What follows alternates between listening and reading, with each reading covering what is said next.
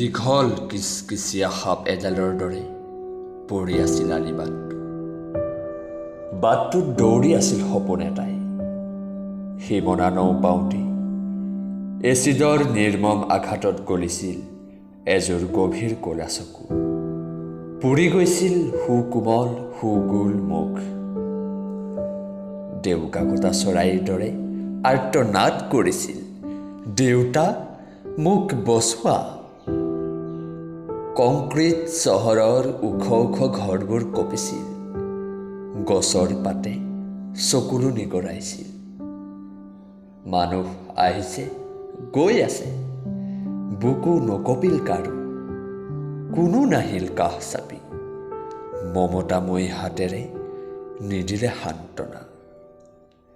দেউতা যে আকাশৰ দৰে আৱৰি ধৰিছিল বুকুৰ মাজত, হাত দুখন জ্বলিছিল, জ্বলি গৈছিল গাত লিপিত খাই থকা নাইলনৰ কামিজটো।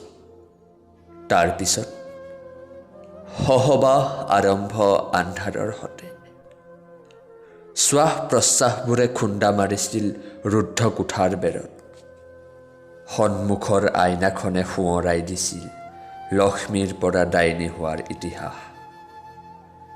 জীৱনৰ সাৰথি মাথো এখন দীঘল উৰণি, এমুঠি উচুপনি, বতাহত বিলীন হোৱা অনামী হুমুনিয়াহ। তিল তিলকৈ মৰিবলৈ ধৰিও নমৰিল তাই, থিৰাং কৰিলে তেজীমলা হ'ব তাই। লাও হৈ বগাব, জৰা হৈ লাগিব, ফুল হৈ ফুলিব, মৰি মৰি জি উঠিব দুনাই।